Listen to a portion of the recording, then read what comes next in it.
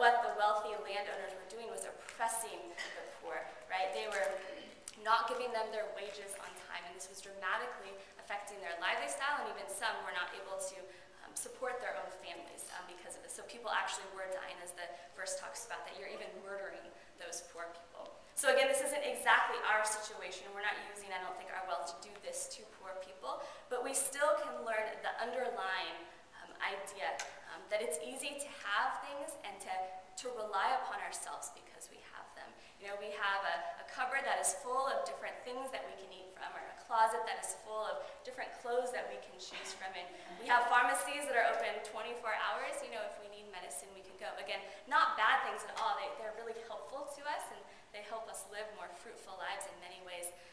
But it's easy to become self-reliant, self-dependent, and essentially not wait on God anymore. And I think then his lesson that James is teaching in verses 7 through 11 about the poor helps us understand more so if the rich are not waiting on God because of the way that they are relying upon the things that they have, then how can we wait and rely upon God according to the poor example? Hopefully you'll remember from chapter 2, verse 5, and James says, "Has not God chosen those who are poor in the eyes of the world to be rich in faith?" I think that's what he's getting at here in verses 7 through 11. There's a richness in their faith that the poor are able to understand and learn from sufferings and trials that I think that we can too.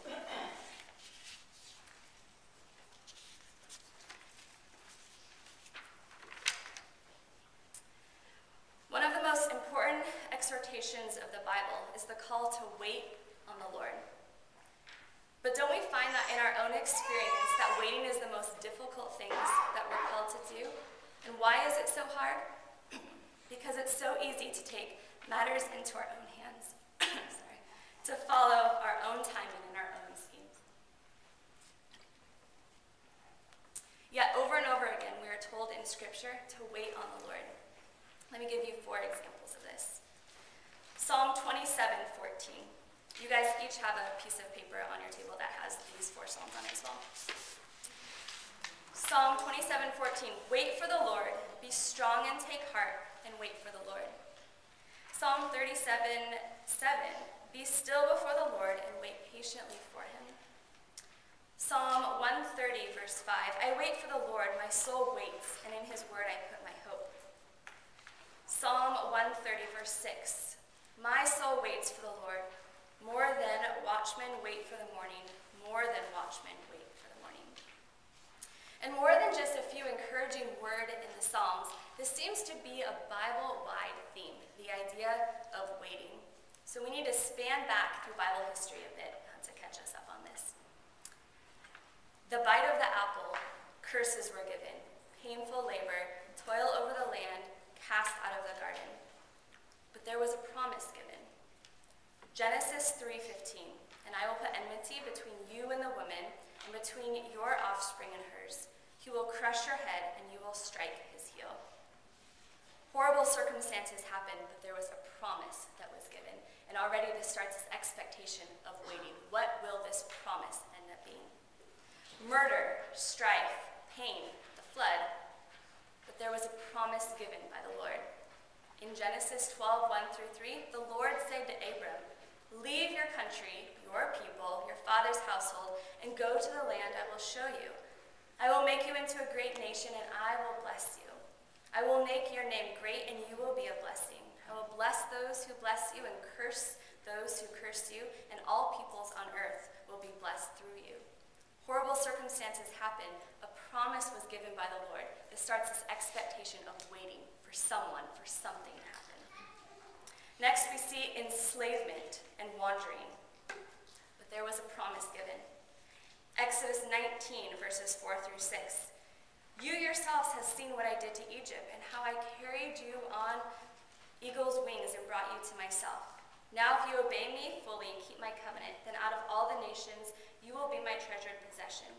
Although the whole earth is mine, you will be for me a kingdom of priests and a holy nation. These are the words you are to speak to the Israelites. Horrible times happened, but there was a promise given, and expectation was building up of something that was to come. Exile, separation, Israelites captives in foreign lands, but there was a promise given. Isaiah 9:6-7, "For unto us a child is born, and unto us a son is given. The government will be on his shoulders, and he will be called Wonderful Counselor, Mighty God, Everlasting Father, Prince of Peace." Isaiah 53:5, "He was pierced for our transgressions, he was crushed for our iniquities. The punishment that brought us peace was upon him, and by his wounds we are healed." Isaiah 61:1, "The Spirit of the Sovereign Lord is on me, because the Lord has anointed me to preach good news to the poor. He has sent me to bind up the brokenhearted, to proclaim freedom for the captives and release from darkness for the prisoners." Some horrible things happened, but there were promises given that someone was to come to redeem and to deliver. But they didn't know what this meant. There was this period of waiting. For the Israelites, they had these words that they can kind of put together in a word bank. They knew that he would, be the Prince of Peace, that he would be a wonderful counselor. They would know that there is going to be some day where the Son of Man crushes Satan. How that happens, they didn't know. They understood that whoever this figure was going to be would bind up the brokenhearted, would proclaim freedom for the captives, would release from darkness those in prison. But they didn't know what it was going to be. It was a waiting period. So they were promised, and they were waiting. Who could this one be? You can almost hear them joining together singing, as we do too in our church services. "Come, thou long expected Jesus, born to set thy people free. From our fears and sins release us, let us find our rest in thee. Israel's strength and consolation, hope of all the earth thou art, dear desire of every nation, joy of every longing heart." There was much anticipation for the birth of the Messiah, and Israel had been waiting thousands of years to figure out who this would be. Now, after Malachi was written, which is the last book that we have in our Old Testament, there was a period of 400 years of silence from the prophets before Jesus appears on the scene. And so imagine that scene with me just for a second. These are the Israelites that have been given all of these promises that I've just read to, and 1,000 more. And they're expecting that this one is going to come soon. And they're thinking, maybe he'll come in 10 years, he doesn't come. 20 years, he's still not here. 50 years, we're still waiting. 90 years, I'm dead. But then I have a son, and the son thinks, 10 years, sure he's coming, 20 years, 50 years, 90 years, I'm dead. He has a son, 20, 30, 50, 90. He has a son, 20, 30, 50, 90. 4 generations of people longing and waiting. Who is this one going to be? So it's easy to say that number, 400 years, 4 generations of waiting, but what does that actually look like? 400 years ago to us was 1612. We weren't even a nation in 1612. What happened in 1612? December 28th, Galileo becomes the first astronomer to observe the planet Neptune. 1614, Pocahontas marries John Rolfe. 1620, the Mayflower comes to Plymouth, Massachusetts. 1670, champagne was invented. 1775 was the start of the Revolutionary War, and we gained independence in 1776. 1861, Civil War. 1880, Thomas Edison invents what we still use now as the first light bulb. 1917, the U.S. declares war and joins in World War I. 1929, stock market crashes. 1939, World War II. 1954, Brown versus Board of Education of Topeka. You guys know what this is. The U.S. Supreme Court made separation of black and white students unconstitutional in public schools. 2001, the Twin Towers were hit. 2005, Hurricane Katrina.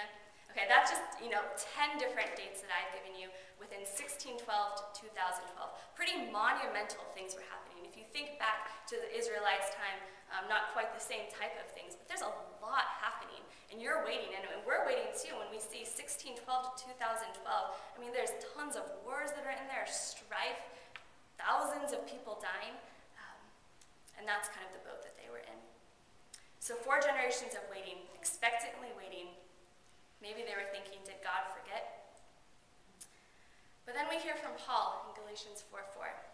But when the fullness of the time had come, God sent forth his son,